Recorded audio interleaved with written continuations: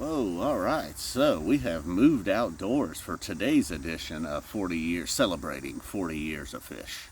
Celebrating 40 years of the P-Fish. And 2011, the year this year, like I've said before many times actually, that 2011 was the year when they came back from the breakup. I think I saw 5 shows over 2009 and 10 and decided 11 and 12 and 13 that I was out mostly. And didn't even check in for Super Bowl, Dicks, any of that really. Found out about all of that, later on after the fact. It was one of the years where they began the year on the 1st, January 1st, 2011 at Madison Square Garden. They end the year December 31st, 2011 at Madison Square Garden. And then the summer tour kicks off. They had that. One of the craziest things about this year was the Bethel, the Bethel Waves, as it's become to be known, was actually from like a sound check, a rehearsal, the day before the first show, I believe, of summer tour that year. And then May 28th, they're kicking things off at Bethel. Got a great show there. Next week up in Michigan on June 3rd, June 4th, we got the Blossom Possum, a show that I very likely could have been at, and most likely would have been if I had not bailed on them. Then we go to June 15th, one of the lowest rated shows of the summer I saw on .net. Again, thanks to .net for a lot of help with these things. And it was like not a great show by any means. And I was thinking maybe just, Slave to the Traffic Light and Got a Jaboo. Those are 2 of your highlights. Slave to the Traffic Light kind of shoved in early in the second set. And while, the first set, I believe was under an hour long that night. I believe that was one of the nights. We had a couple of sets this year under an hour. Anyways, and then we had a couple of 90-minute first sets and hour and 22-minute second sets. So then we get on, so they followed up the, I guess maybe one of the low points of the summer there on the 15th at Alpharetta, and then they go back to Charlotte and Portsmouth on the 17th and 19th for 2 of the better shows of the summer. The Portsmouth Sand, I just listened to that earlier this morning, late in that jam, man. Mike just takes over, just completely, I don't know what he hits, man. Mike hits some number and he's like, boom, I'm about to hit number 7, guys. Boom, boom, boom. There were more than just bombs. A little booby bass in there from Michael Gordon. The Portsmouth Sand, definitely one of the things worth going back and checking out if you ain't got time to go run through Super Bowl. July 2nd and 3rd, they were at Super Bowl. And then a lot of shows did, like, maybe they didn't have the 20-plus minute jams, but there were plenty of like 13-minute Sands, 12-minute Wolfmans, 10-minute Light. Rock and roll played a lot in those early. There's a motorcycle, believe it or not. The sound systems on these motorcycles these days, I mean, I just feel like, the whole town doesn't need to hear it, though. That's great that guy can just ride his bike and hear it, But maybe you just don't get to. You got to be like, I'm on the bike, man. I can't listen to Phish.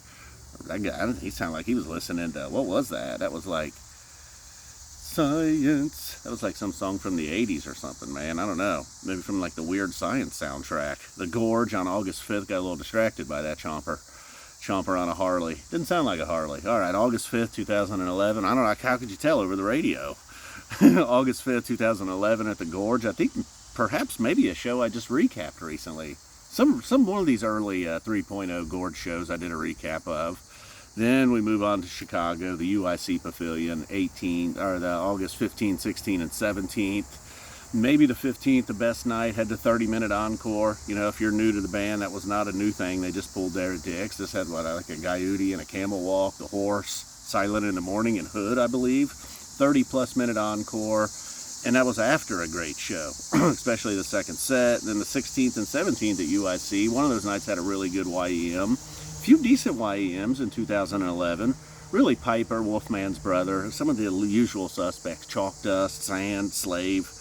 Those were some of the songs that stood out to me. It seemed like anyhow. And then, I haven't heard every minute of every show. Although I did finally, in the last couple of years, many people have told me, like, man, you bailed at the wrong time. I have gone back and done some listening. So then after Chicago, on the 16th, 17th, 15th there, we get on to Dick's. This was the year, we got Dick's into the rotation here. 2011, this was where we got the S show. And then that was on the 2nd and also the 4th, I guess maybe the 3rd night at Dick's that year. Also got a flood relief show that year. A lot of things this year had in common with 2023, I suppose. Maybe not really. Actually, maybe just the flood relief, and that's about it. Alpharetta was smoking this year. It wasn't just mediocre. Anyways, so then we get on to all the way. So after Dick's and the flood relief, you move all the way on to flood relief after Dick's that year. Another thing it does not share in common. Maybe one of the rare years, the New Year's run, where the 30th was not like one of the banging shows. I feel like the 28th maybe stole this run. Although I feel like the 28th often underrated a lot of runs. I don't know, maybe there was just one year in like 97 or 98 where I really loved, even 03. I think maybe that was the night where Mike was playing like lead bass most of the time. I know we're not doing 03 right now, but Miami 03, I believe it was 12/28. So this year as well, 2011. Then the New Year's gag, if you know, more aerialist, nonsense going on. So the 31st wasn't necessarily one that we've been talking about now all these years later. 28th though, pretty good. The 30th, meh, not so great.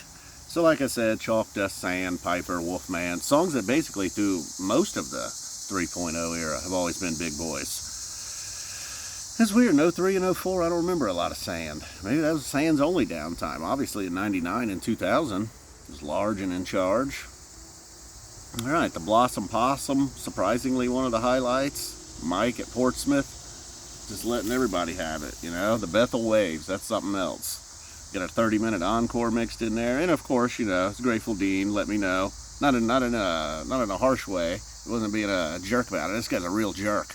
He wasn't being a jerk about it. He just like, how could you not mention the Moby Dick show? I feel like hopefully I did at least mention that show. I just didn't refer. I got hung up on 2001, I believe, in the year 2000. In the year 2000. We got a hell of a day here in old Dayton, huh? You know, you're mostly just seeing trees and power lines.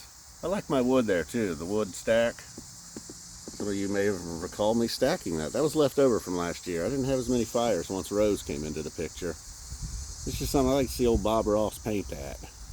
You know, maybe he wouldn't have a metal fence. The fence doesn't look so happy. Alright guys, boom, we are out of here. That was the year 2011, celebrating 40 years of the P-Fish. One more. One more what? What is that? I don't even know what that means. One more video for you guys to watch. Thanks. Bye. Boom. Appreciate it. I really do, honestly. Hopefully my inner thigh didn't get sunburnt sitting here. I can't believe how pasty white my inner thigh is. Boom. Hopefully we made it to the end. Steve pointed out that, like, man, I'm glad I made it to the end. And I know it's not like I told him, it's not a great strategy, but I start slow. Somewhere in the middle, it's like you might find something out, and then by the end, hopefully this was all right.